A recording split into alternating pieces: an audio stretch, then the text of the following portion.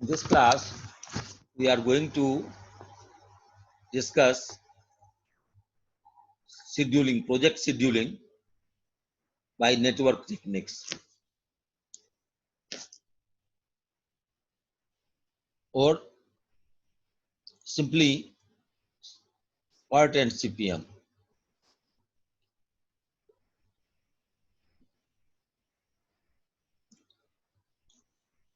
Scheduling by network analysis is basically a graphical representation in which the activities are sequenced, showing the time an activity takes for its completion. I repeat, this is a graphical representation of a schedule showing each sequenced activity and the time it takes to complete that activity. It is used to identify early and late start dates as well as early and late finish dates. What does it mean?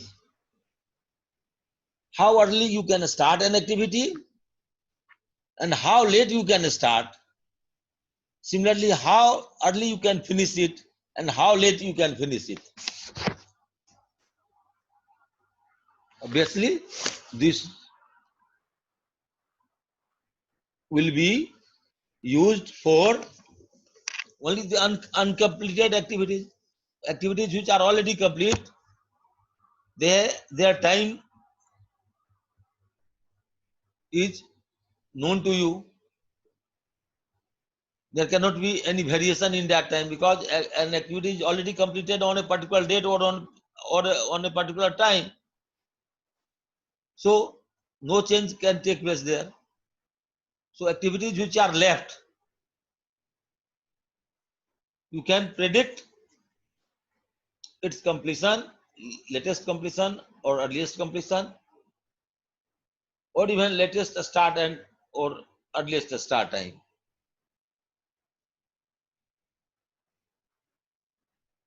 So two kinds of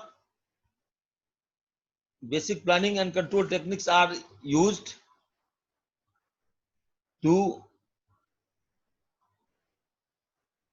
complete a predetermined project or schedule. These are PERT and CPM. PERT stands for Program Evaluation and Review Techniques. I repeat, PERT, PERT stands for Program, P stands for Program, E stands for Evaluation, R stands for Review, and T stands for Technique. Program Evaluation Review Technique. And CPM stands for C for critical, P for path, M for method. Critical path method. So there are two techniques. One is program evaluation review technique, another is critical path method. Of course, nowadays some new techniques like RAMP, review analysis of multiple projects, have also been in use. These are basically meant when there is a complex project which comprises of several sub-projects, or there may be 3-4 independent projects. So if you have to say analyze all these projects simultaneously, then these techniques are used, but this is not under our syllabus. So we are going to study only CPM and PERT or CPM, whatever you call it, program evaluation review technique and critical path method. So we need to first understand the basic components or the basic definitions of the various terminologies which we use in PERT and CPM. So first let us say what is network. A network is a graphic representation of a project's operations and is composed of activities or events that must be completed to reach at the end objective of the project.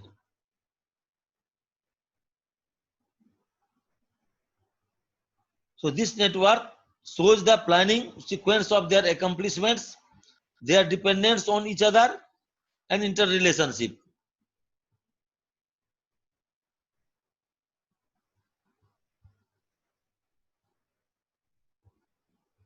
Should I repeat?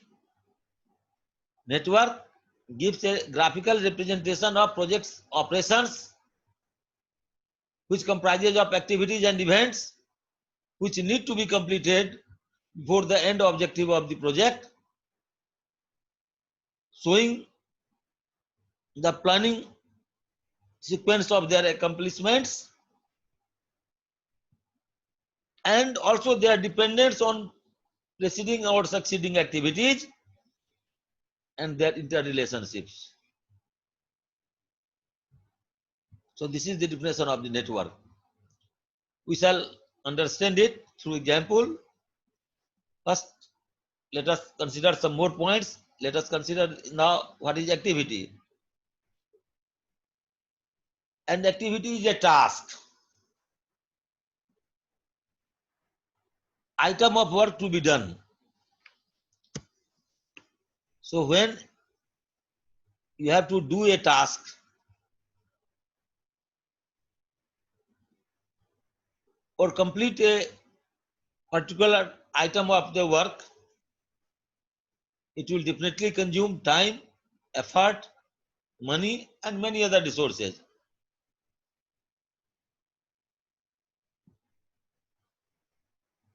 So an activity consumes time, effort, money, and some other resources also.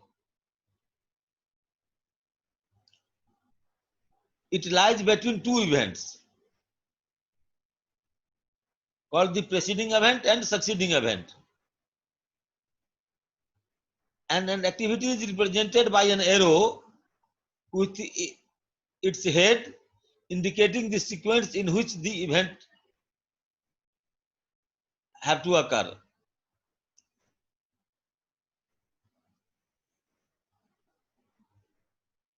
So I will explain this to you after I define the event. So activity is a task which is to be completed and it consumes time and effort, resources. What is event? Event is only the starting, beginning or completion of some activity. It only indicates the start or completion of some activity. Obviously, because it indicates only the start or finish of an activity, it does not consume any time. It has no time duration and it does not consume any resources. Sometimes it is also known as node, N-O-D, node. Event is also known as node. So an event is not complete until all the activities following into it are not completed.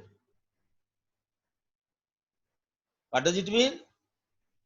An event will be deemed to be completed when all the activities which are following on it, means all the preceding activities are completed. An event is generally represented by a circle, sometimes a rectangle, hexagon also, but normally by a circle.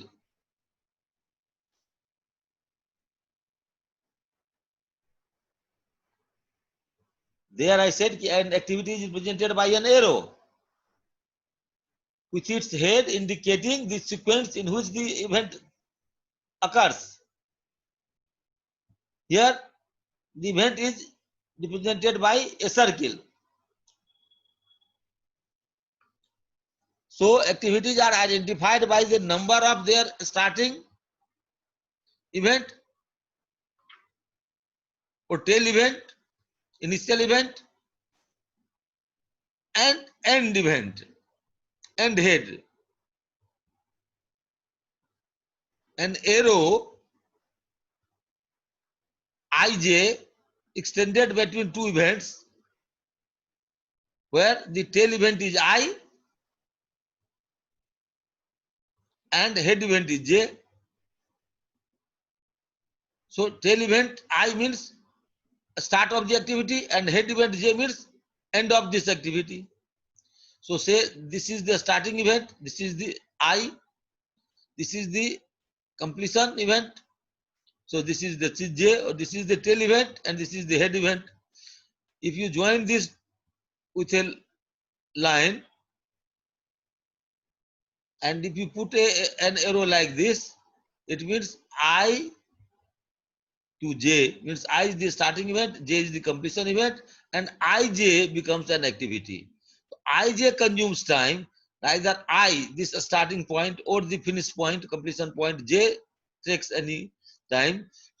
So these are the nodes or events which do not consume any time or resource, but ij activity will definitely consume time and energy. So the activities can be divided as number one, predecessor activity, successor activity, and also as dummy activity. So suppose this is the node A, a start of activity A, this one. This is the node B, means completion of this activity AB. So any activity which is done before the start of this activity AB is known as the predecessor activity. And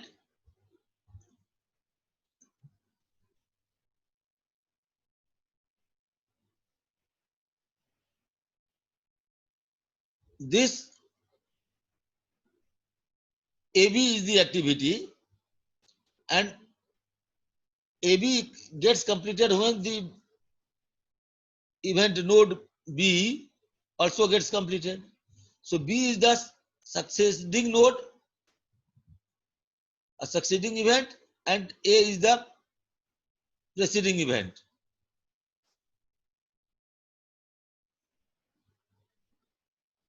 Suppose there is another event C which also starts after completion of after A, but it must be completed before this activity AB is completed.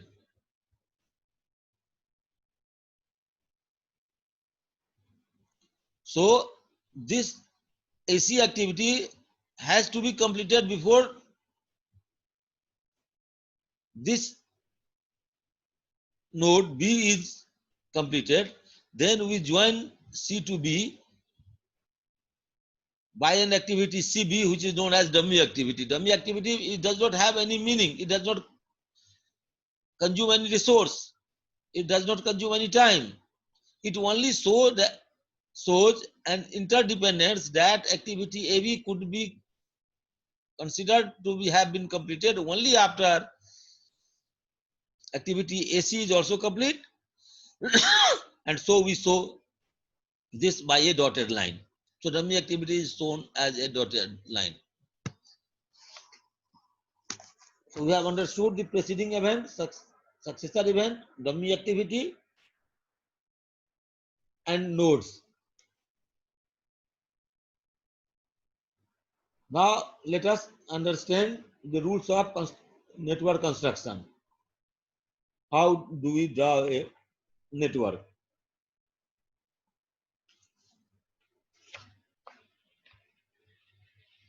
So the general rules for construction of a network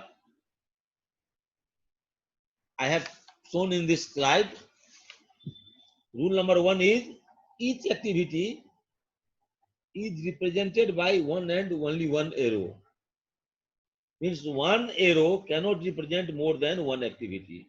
So each arrow is singularly defining one activity.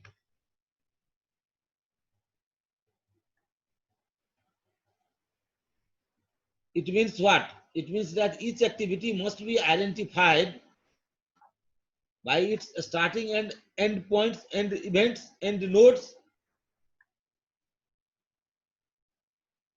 which further means two activities should not be identified by the same completion events, and activities must be represented either by their symbols or by their corresponding orders of starting completion events.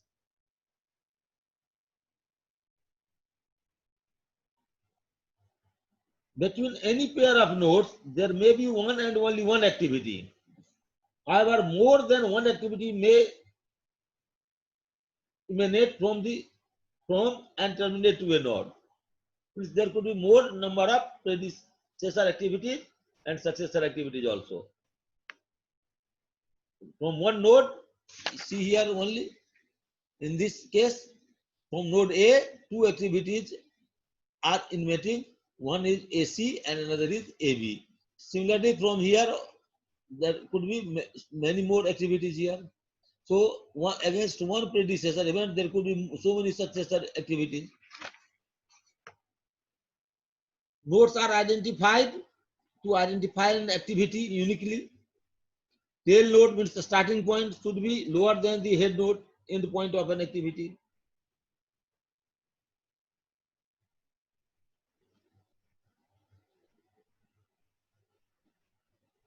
Arrows should be kept straight and not curved or bent. Arrows should never be kept bent. The logical sequence or interrelationship between activities must follow some rules. Number 1, this is very important, remember it. An event cannot occur until all the incoming activities coming into it have been completed.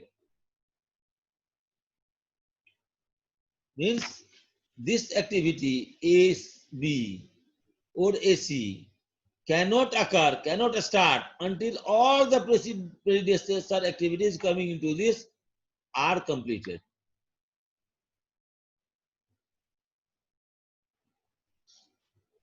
So an activity cannot start unless all the preceding activities on which it depends are completed.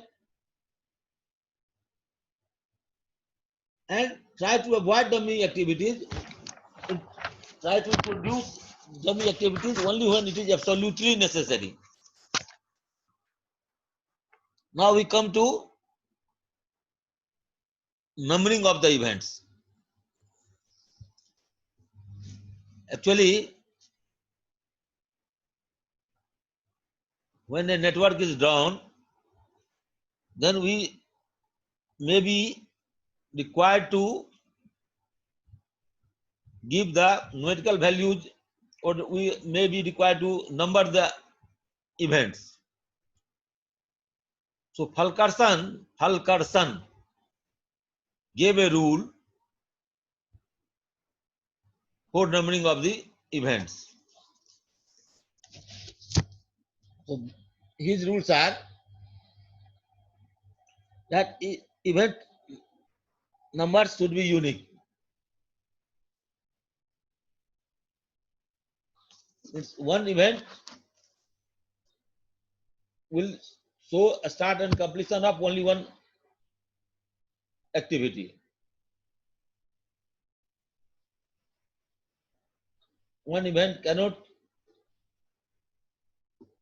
or one number cannot denote more than one event.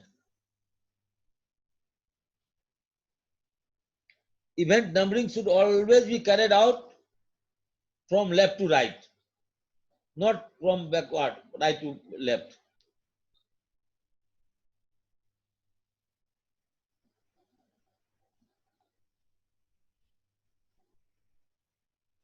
There are two ways. The initial event is sometimes, the first event is sometimes numbered as 0, or in some networks it is numbered as 1.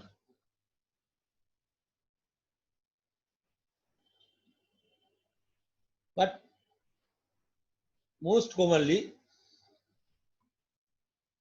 in industry standard is that we say it 0 line. 0 line means the point from where all activities start, or the first activity starts. So initial event, which is the initial event, which has all outgoing arrows, no incoming arrows.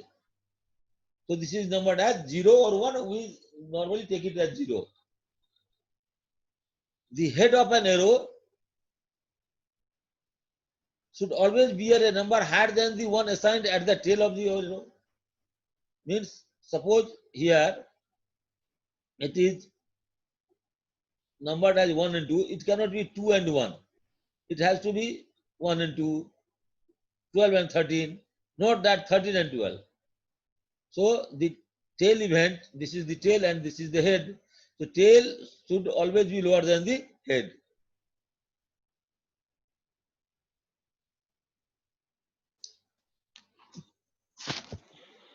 Gaps should always be left in the sequence of event numbering to accommodate subsequent inclusion of activities if necessary. Means we should not always start 1, 2, 3, 4, 5, 6. Means suppose we go from 1 to 5, then we may start again from 10 to 15, so that some gaps are left. You are keeping a provision that if some future activities are incorporated, then you have some numbers left to include those activities there. Now,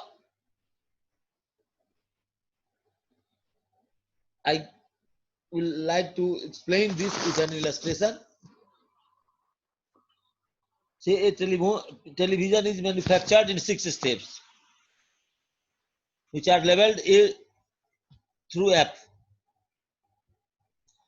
Because of its size and complexity, the television is produced only one at a time. The production control manager thinks that network scheduling techniques might be useful in planning for future production. So he recorded the following information. What? A is the first step and it precedes B and C. B and C are two other activities which are preceded by A. C precedes D and E. B follows D and precedes E, and D is a successor to F. So these are the descriptions. So now our problem is, this was the problem, draw an activity on node diagram for the production manager. On checking with the records, the production manager corrects his last node to read D is a predecessor to F. Draw a new diagram for the revised network.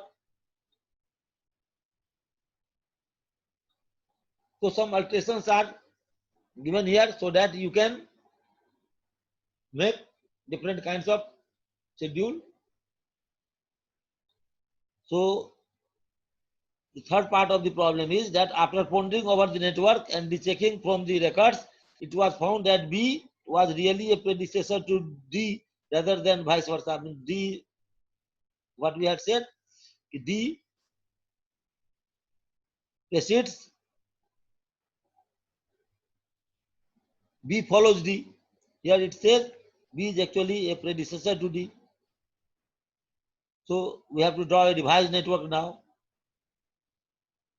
Then it says draw an arrow diagram representing the network in part C. How many dummy activities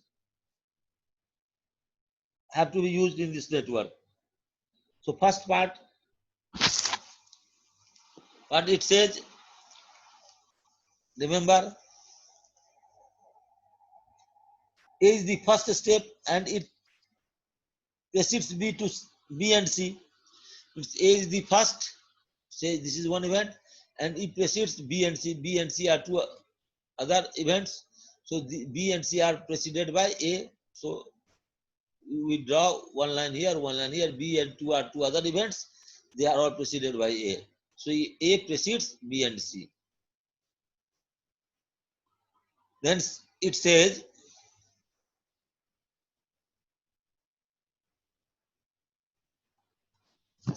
second part C here, C precedes D and D. So say C precedes D and D. So C, D and D are two other activities. C precedes that. B follows D. B follows D.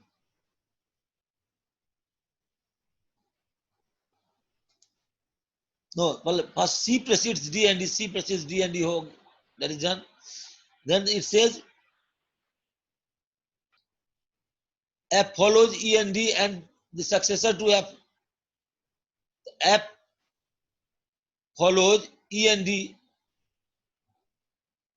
E and D, F follows E and D. When F follows E and D, F from F it is going to E and D.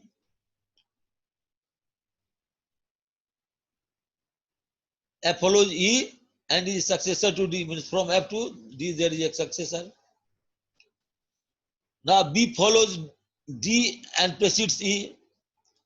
The B follows D, B follows D, B follows D and precedes E, means it means after B, E has to start. So the complete network is shown here. Now you can see this network contains a cycle, means you can start from here and